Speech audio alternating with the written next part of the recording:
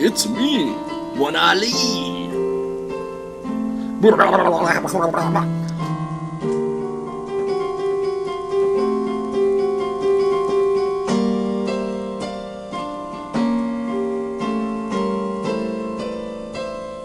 So, we're here with Maximuspayne. Hi, Maximuspayne. Hello, My name's One Ali, Manali. and I'm here briefly because I'm not as prepared and good-looking as Maximuspayne. All right, so we've got an interview here. I don't know how long it's going to go, so I'll try to be as concise as possible. I asked a few questions on our forum for navalbattlezone.com, which Maximuspayne and Premejo, you heard, are the founders of the server. It's a naval battle zone.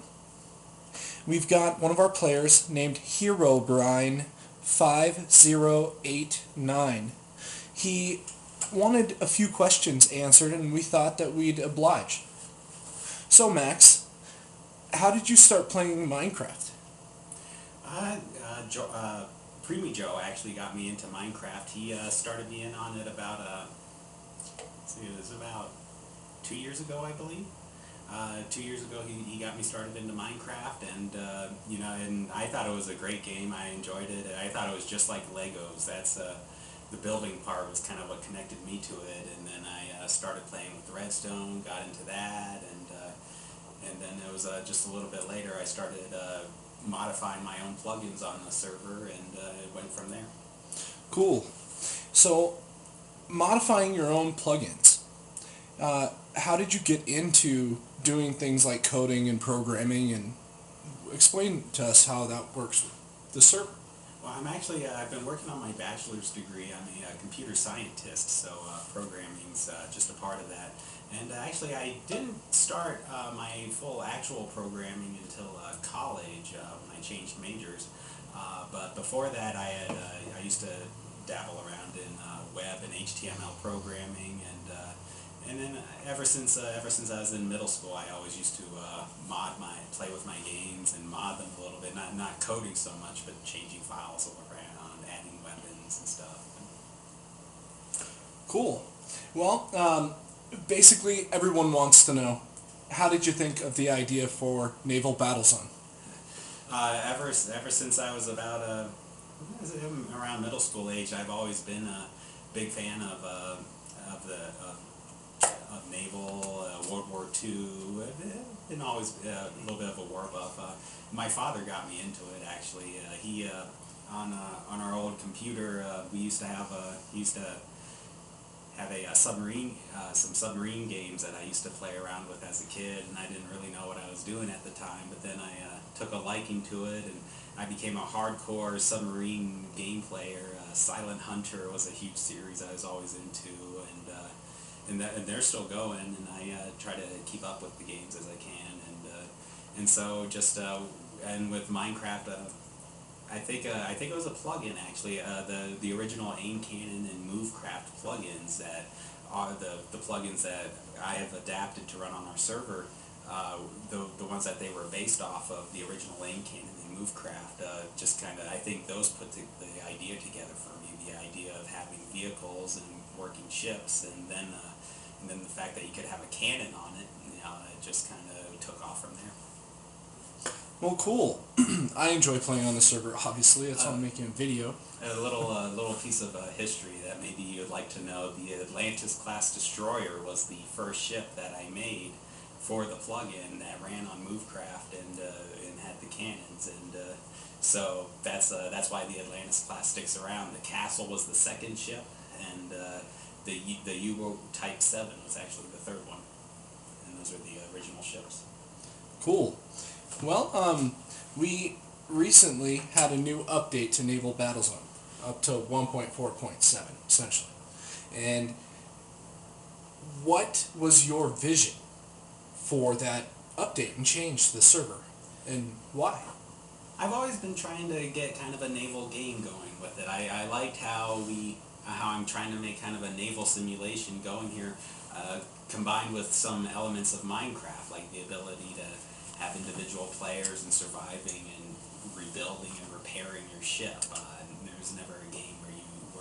do anything like that. And I'm trying to get kind of a hybrid together. And the server's always had kind of an identity crisis, and things have changed a lot on the server, and it's always switched from one thing to the other. But the naval simulation idea has always been kind of the primary goal, the drive behind it, and that's behind a lot of the decisions that we make. So, you created the new naval battle zone, and we've got a spawn area, we've got all the old ships, we've got access to all of the prior ships in the old World War I of naval battle zone. So, explain like how you wanted it all to work and how you wanted the players involved to help the server or interact with the server. What was the main goal with the players? I mean, what do you want them to experience? Well, that's the thing. The reason why we have kind of the different worlds going on, and why we're trying to why I have the setup going, is that I try to meet the different players what they want to do. I want to try to keep it open, the options for them, and what they're able to do. One of the big things we've been having issues with is a lot of players want to do things in creative. They want to be able to world edit things. They sure do. And they want to be able to use it as a design server. And I really can't blame them. As I said, I was attracted to Minecraft because it was Legos. Its connection to Legos. So of course players are going to want to do that. But the thing is, historically, we've had bad results. We've had a lot of issues and a lot of problems and a lot of drama on the server created from players being able to use creative, players being able to use world edit, and a lot of players undermine the vision of the server and take advantage of those abilities. What I would like them to experience is the sense of the naval simulation, as well as kind of a survival setup going. I'm taking the server into more of a survival server direction because, well, for one of the friends of the server, Matt Flavius, runs a successful survival-based server, and it eliminates a lot of those problems I was just telling you about with the world edit and creative, and it creates a much better atmosphere where players have to work together, or you stay alone, you mind your own business. Players, there's you can be together or not. I think it ends up working a lot better that way. And now, as far as what players are needing to do in the new world, in the new World War I, the idea is that we need players to help build up this economy. We need players to do the survival mode, to bring the other players out. We need players to build up. Factions are still encouraged. We don't have an official. Factions have never been officially recognized on the server, but I love seeing them develop. I think they're a great idea. I love seeing the teamwork. I want to, and I love seeing crews working together, and I want to see a trained, seasoned crew on a ship out there, scoring major points in tonnage. Right, getting a lot of ships down and taking out the merchants, and helping build up the economy, and it kind of.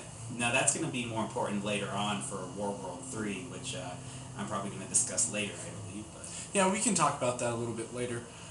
My question to you is, as a player, I'd go on, I'd figure out how to spawn a ship. Usually it's inexpensive to initially do that. You start with money. We're going to make sure everyone has money along the way. Other than that, I would hop in the ship, get my crew together, and go past those buoys. And once I get past those things, it's really anybody's game. Mm-hmm. And I think, what would you say to the people who are afraid to go, other than just the naval battle and losing a ship, going back to spawn? What would you say to the people who are afraid to get griefed when they are out there and they're too far to get back to spawn or something like that? Let me go over it like this. I feel like there's a number of options, a number of possibilities you have when you go past those buoys after you're done building your ship and you take it out onto the sea. For one of the big things I'd like to push are the merchants. I don't know if you're aware of this yet, but there's the new automated merchants sailing out along the seas there, and they're worth money, and that's their big bonus. And if you have radar equipped on your ships or hydrophones, with the equipment on board, you can track down those ships and hunt them down and rack up some money and make a better ship, make a bigger ship. And then alternatively, you can go the PvP direction and hunt those players who are going after the merchants. And so, we got a PvE, player versus environment setup, where you're attacking the merchants, and a PvP. I honestly, I adopt a lot of principles from World of Warcraft with the server. One of the major changes also to the server that's been on a lot of players' minds has been the new chat system. The chat system works a little more like a World of Warcraft now, where it's region-based, and if you're not within a global region area, your words can only be heard out to a certain distance. And so, but there's also a new radio that players can use to talk to each other instead. So, it's trying to enforce the naval idea, the naval simulation idea, and so there's the two possibilities there. You can go hunt merchants, you can go hunt players, and then you can also just go out into the world and explore and build a base. You're going to have to do it in survival, and it is going to be at risk of griefing, but the idea is, since all the players are going to be survival, no one's going to have fly, no one's going to have world edit. The idea is that with a big enough map, you go far enough out there, I think you'll probably be able to find a safe place to keep your base.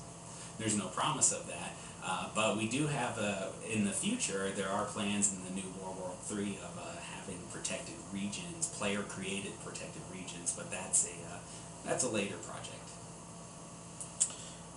All right, tell us about the updated changes with the new shipyard we've got going on. We did save the old one, but what about the new one? Yeah, that's an important thing to stress. A lot of players have been concerned. The old shipyard is still intact. There's a bus to get to it, and all the players will get to keep their plots there. But the old shipyard was a lot of maintenance.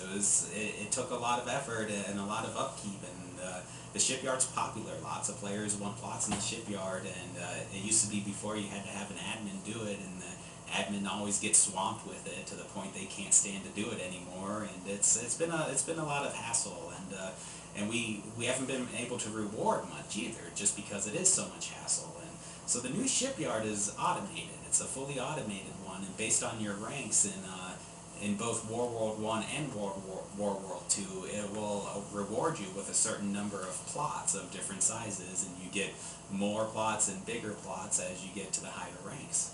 And it's all automated. You just go into the new shipyard, and with the /shipyard command, you can see what you can claim, how many plots you have rewarded to you. And with /shipyard help, you can see there's a lot of other commands. You can teleport to your plot. You can add other players to your plot so they can build on it. It's all pretty much mostly self-service. There's only a couple things that you still need moderators for to help out with upkeep, but other than that, though, players are self-serve. You go out and find your lot, and you find a claim sign, you right-click it, and it becomes your lot, and you have permission to it already. So cool. So there's so many details to go into. I guess I'll just start with engine signs. Or signs in general. Tell us. There's so much there. I tried making a video of it today, and it's 11 minutes long, and I barely scratched the surface, so I had to make another one. But anyway, go ahead and tell us your general vision of the signs and how it interacts almost real world with the server. Well, the idea of the signs is just they allow for more complex data to be displayed, and they allow for a way for players to view information. I think that's the critical part about the signs, and they've just been very useful for a lot of the coding and programming that's used on the ships, and just allowing players to interact with their ships. I don't know how far signs are going to go. I've had ideas both ways. I've thought about possibly adding to the realism and making it so that you have to control the engines. You have to have a guy in the engine room. You have to have a guy on the rudder, and having signs everywhere throughout the ship, and making it so you have to have a crew that works together. That was one idea there. On the other hand, though, sometimes I feel like keeping the server a little more arcade-ish feeling, where it's still possible to have a ship by yourself, and where your ship doesn't have to be scarred with 100 signs, already the signs are getting pretty busy on the vehicles. The planes, I've just recently updated some of the planes, and they're pretty packed with signs. They have to have their radio, their helm, their nav, so. Heck of a lot of stuff. So at least you addressed, like, to the lone wolves out there, they can do their thing. Yeah, I'm gonna keep it that way because there's a lot of times when there's not a lot of people on the server, or people are just doing their own thing, and so I try and meet both needs. Well, I'm sure the players appreciate it. The next topic I'd like to hit on is the money. People are asking. Basically, the things I saw people asking is, how do I make money? What's the best they want to make the most money. So what would you say to that? Well, I split money up into two little topics here. One's the things you can spend money on, and the other is the ways you can earn money. The things you can spend money on, there's pretty much just two things: signs and weapons. All these special signs that go on the ship, every radar, they each have their own cost, and some cost more than others, and there's a couple of super ones, like super sonar out there. It's called the modern day active passive sonar, and they're really expensive, and same with the weapon systems. A single barrel cannon has a cost, the double barrel costs a lot more, so the idea is you pay for the equipment that's on the ship. This was chosen because it kind of liberates the server from the fact that we have ships that can spawn, and it became a very complex issue on trying to charge players by the block, and rather than doing that, I decided to make the economy separate from blocks completely. And that's the idea in World War I. So you're able to spawn ships of almost any block. It doesn't matter. All that matters is just what you equip on your ship. And since your engines, for example, are signs, if you want to put nice engines on your ship, it's going to cost a lot of money. And so that's spending money. And then as far as earning money, one, you get paid for logging into the server once a day. You get paid based on your rank. And you get paid once a day. But also, as a little bonus, sometimes the server does crash. There's still a lot of bugs being worked out. But after a server restart, you get paid again. So players who are on when the server's having issues, they're making lots of money. So it's kind of a motivation for me to get those fixed. And now the second way to get paid is I already discussed this earlier, the auto merchants, the merchants out on the seas. You go out there, sink those oil tankers and cargo ships, and you make money for each one. And then a third way that was going to be introduced here soon, for the World II official battles, which will probably be a later topic as well, we're going to get those started again and get those running more often. And it's always red versus blue team on those battles, and the players on the winning team at the end of the battle are receive a cash bonus at the end of the battle, and so that'll be an extra incentive for players to do that. Cool.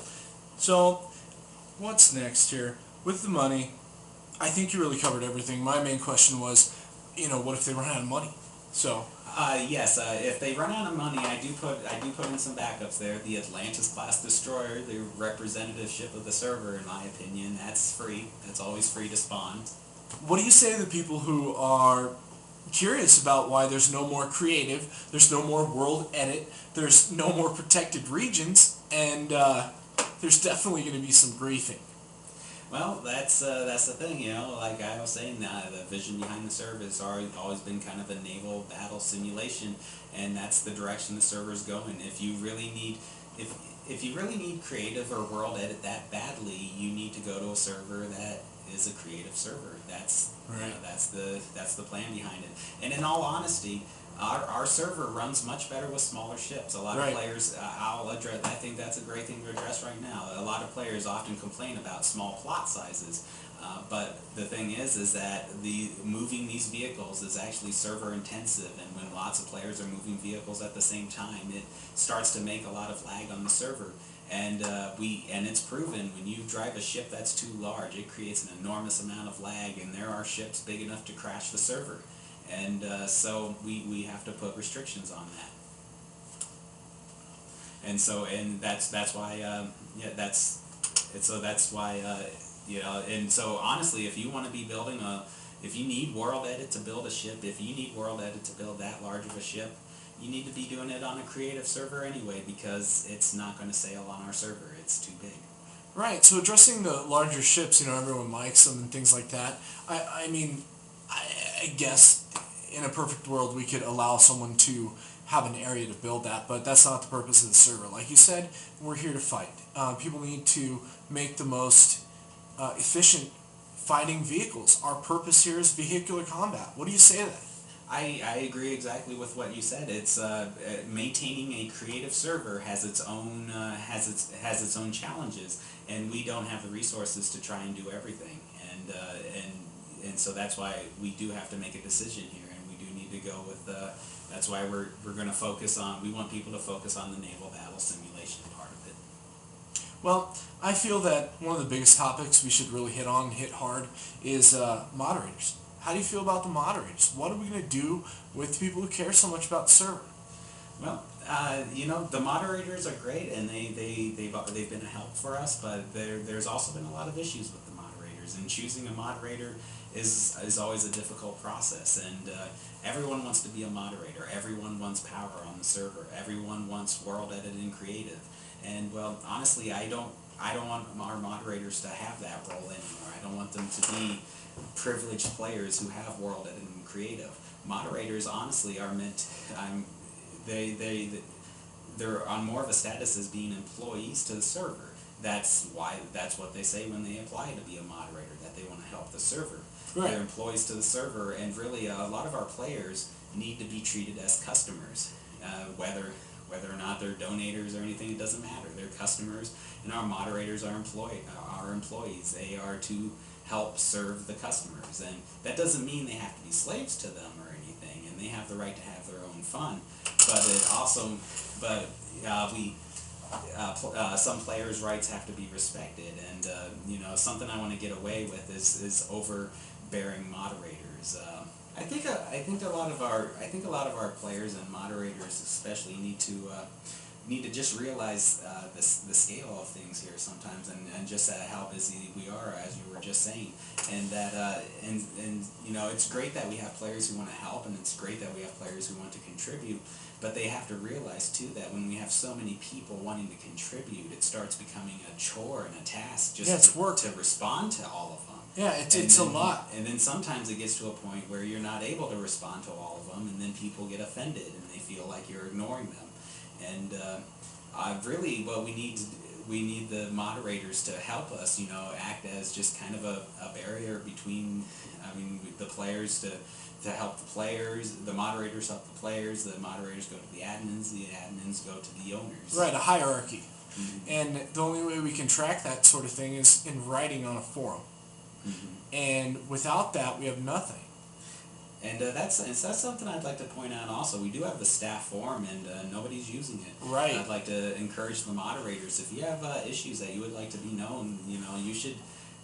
The general discussion gets lost. I am too busy. I am often too busy to keep up on the forums. I try my best. I'll respond once in a while, but there are times I can't keep up with it. Guess who's keeping up with it? One Ali. I read every single post, everybody's post, and things that are either against the rules or completely against the vision of the server, I disregard. So, next topic.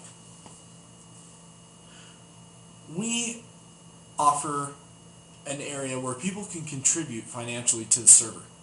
How do you feel about that? How did you want that to work? And I know how it benefits the server directly and not the people who aren't getting paid to deal with this. But, you know, what would you say to the donators before and now with the new update? The main reason for the donation page is just that there are players out there who do want to help, and honestly, this costs us money. This is not free for us. Running the server, Premejo as the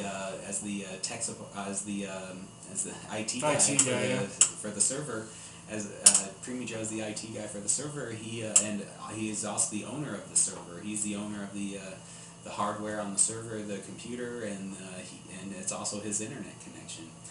He's the one paying for this, and the donations go straight to him. And not only that, but it's also a huge time investment on our parts. And not too often do we actually get to just play Minecraft. Something I like to mention to players: I don't really even know anything about potions or enchanting. I don't really even play Minecraft. Right, we're working. Well, the donators, again, we're gonna. Unfortunately, we had to take away their creative from them in the world edit from World War I, just because it wasn't working out well. But we are gonna try and make it up to them. We're gonna reward them with additional plots in the new shipyard system, as well as bigger plots, and some of the larger plots there. And in addition, they'll be given large money bonuses too, which is also to be determined. And don't be concerned, they haven't been rewarded yet, but we will. Those will be getting done soon.